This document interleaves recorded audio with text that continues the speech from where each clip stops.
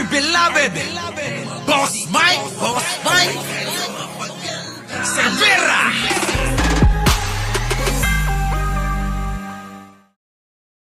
Magandang umaga, magandang hapon at magandang gabi sa mandako ng mundo naroon kayo. Siyempre, magandang buhay na rin para sa ating lahat. Excited ako dito sa topic natin ngayong umaga na. Itong si Escudero, ano ang relasyon nila? O ano, relasyon o transaksyon nila? Di ba? Kaya ka ba, Escudero, nagpapalagay ng kilay dahil kay Kumar? Ayan, nakita nyo boss. Pansinin ninyong maigi kung paano ito magtahi-tahi ng kwento para maniwala yung mga mahihina at mga mangmang. Oo, ha? Pasok, ulitin ko. Pakinggan yung maigi. Magpaliwanag itong si Escudero, ano ang relasyon nila? O ano, relasyon o transaksyon nila? Di ba? Kaya ka ba, Escudero, nagpapalagay ng kilay dahil kay Kumar? Kita mo, ano daw relasyon? Oo. Medyo ano pa niya, no? Twist niya. Ano bang relasyon? Ano bang inyong transaksyon? Ganon, eto pa. Bakit ka nagpapalagay ng kilay? May picture siya! Papalagay ng kilay, Hindi dahil kay Heart, kundi dahil kay Kumar. Ano yung picture? Hala! Naloko na. Kita nyo, Alam nyo, mga kababayan, yung mga ganyang mga picture-picture sa mga magtotropa, magkakakilala, magkakaibigan, normal na normal yan. Naloko na. Kami nga ni Sangkay, meron pa siyang pakis dito kagabi. Naloko na. So, sasabihin ni Marlica, anong relasyon nyo ni Sangkay? Naloko na. Diba? Yan ganyan picture, normal na normal yan. Dami kong tropa di ba? Ang dami kong tropa. Ganyan, magpa-picture, nagyayakapan pa kami kagabi. Daming yumakap sa akin kagabi. Naloko na. Etong picture na to, nagawa niya ng kwento, mga kababayan. Ang husay!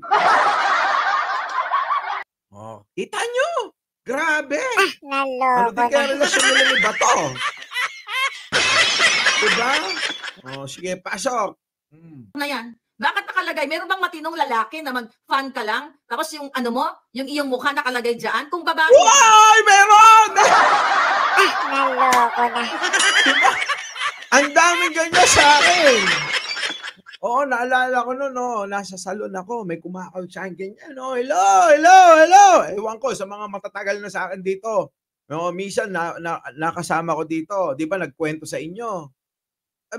Halos buhatin ako iikot-ikot ako. Kulang na lang pumunta ng Frozen May mga ganyang tao kasi, di ba? Yun, hindi ko pa close yun. Tuwan-tuwa lang sa akin yun. Pan lang yun. Pero, nako, grabe. Di ba? Naloko na. Agree. Talaga, mga Di ba? Okay lang. Ano relasyon nyo? O dyan, wala kang kilay, O Escudero, wala ka pang kilay dyan. Ang galing, no?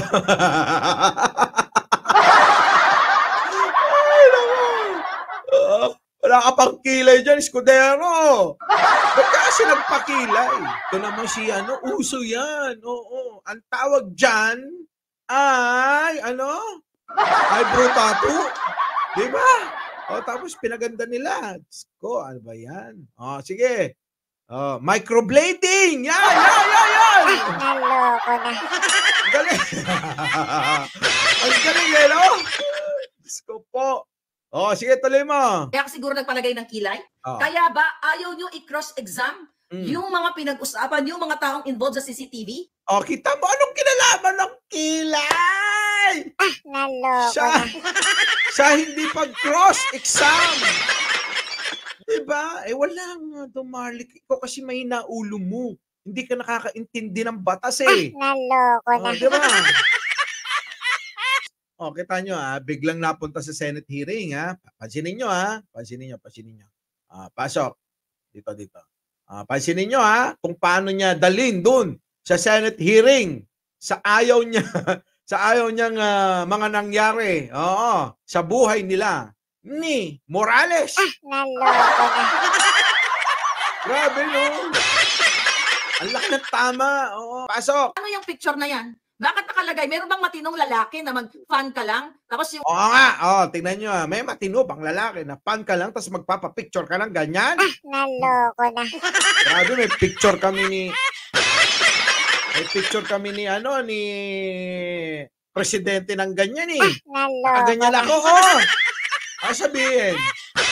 Ikaw, Bongbong Marcos, ikaw, Kuting, matino ka ba? Naloko na. Oh, shit. Pansinin nyo kung paano nyo dadalhin, di ba? Kaya ka ba, Escudero, nagpapalagay ng kilay dahil kay Kumar? Hindi dahil kay Hart, kundi dahil kay Kumar. Ano yung picture na yan? Bakit nakalagay? Meron bang matinong lalaki na mag-fan ka lang? Tapos yung ano mo, yung iyong mukha nakalagay dyan? Kung babae yan, okay lang. Ano relasyon nyo? O dyan, wala kang kilay, Oy, Escudero, wala ka pang kilay dyan. Oy. Kaya siguro nagpalagay Ayan na, pakinggan nyo. ng kilay. Kaya ba, ayaw nyo i-cross-exam yung Anong kinalaman nung kilay? Kita nyo? mga pinag-usapan, yung mga taong involved sa CCTV? Kaya ka ba na-convince ni Hart, nagpalagay ng kilay para mas maganda, maganda yung alindog mo? Ano ang Kita mo, di ba? Grabe, di ba? Grabe siya manglait. Kala mo kagandahan ng putik. Naloko na. Ang gaspang-gaspang. Pati si Hart na crush ko, dinamay. Kaya ako Naloko naiingit na. sa'yo eh. Dinadamay si Hart. Crush ko kaya yun. Naloko na. Oo, di ba? relasyon mo kay Kumar? Ano ang relasyon ni Jinggoy kay Kumar? Ano kayo, threesome? Threesome sa Pangdorobo? Kita mo, no? Grabe. Panoorin na natin ulit dito sa gitna. Tapos yung ano mo, yung iyong mukha nakalagay dyan, kung babae yan, okay lang. Ano relasyon nyo? O dyan, wala kang kilay, Oy, Escudero. Ano ba? Parang sinasabi mo ba? Bakla ba si ano? Si Escudero? Naloko na. Lahat na lang. Si Jinggoy, bakla din. Ganon. Nagawa mo rin ng kwento. Naloko na. Di ba? Wala ka pang kilay dyan. Kaya siguro nagpalagay ng kilay. Kaya ba, ayaw nyo i-cross-exam yung mga pinag-usapan, yung mga taong involved? Siyempre, pupunta na doon. No? After ng kilay, after mong lait-laitin yung kilay, bakit kilay mo ba maganda? Naloko na. Sing ganda ba ng kilay ko yung kilay mo? Naloko na. Mahal ka kung makapanlait. No? Kaya ka ba na-convince ni Hart, wala ka pang kilay dyan? Kaya siguro nagpalagay ng kilay? Kaya ba, ayaw nyo i-cross-exam yung mga pinag-usapan, yung mga taong involved sa CCTV? Oo nga. Kaya ka ba na-convince ni Hart, nagpalagay ng kilay para mas maganda, maganda yung alindog mo? Ano ang relasyon mo kay Kumar? Ano ang relasyon ni Jinggoy kay Kumar? Ano kayo, threesome? Threesome sa Ala, pati si Jinggoy! Grabe talaga si Marley kayo. Pangdorobo? Bully. Kala mo naman may karapatang mambuli. Alam nyo, ganun talaga, no? Oo, yung mga pangit, sila yung mapanlait. Naloko na. Diba? Diba? Sige. Hindi lang yan. Next. Sino titirahin mo? Yung mga hindi sumang-ayon sa kanya, titirahin niya lahat yan. Ito. Sino? Bakit ka pumapatol sa boylet?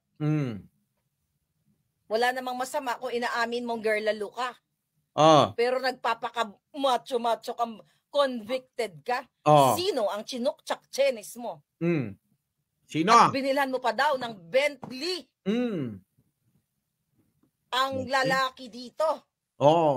Ayon sa aking source, sino ang lalaking binilan mo ng Bentley? Saan galing ang pera? Pera ng bayan. Ano? Ay, mahal ko. Set natin salamin natin, Boss Mike. Andali. Gayahin natin, Sabi ni ano. Saan galing ang pera? Yan mo Naloko na. Grabe, di ba? O, nakita nyo na kung paano maggawa ng kwento na ililink niya lahat, biglang banat doon sa ayaw niya. Apektado na talaga utak, kung ano-ano na lang ang pumapasok sa utak. Nakakaawa na lang, tapos mababawi mo rin. Ano? Mababawi mo rin dahil sa mga pinagsasabi, di ba? Naloko na. Oo, bawi-bawi lang eh.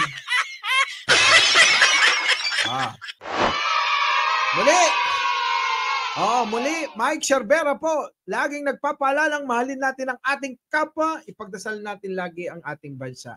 Magandang umaga, magandang hapon at magandang gabi sa amantako ng mundo. Naroon kayo. Syempre, magandang buhay na rin para sa ating lahat. Our beloved Boss Mike Cervera.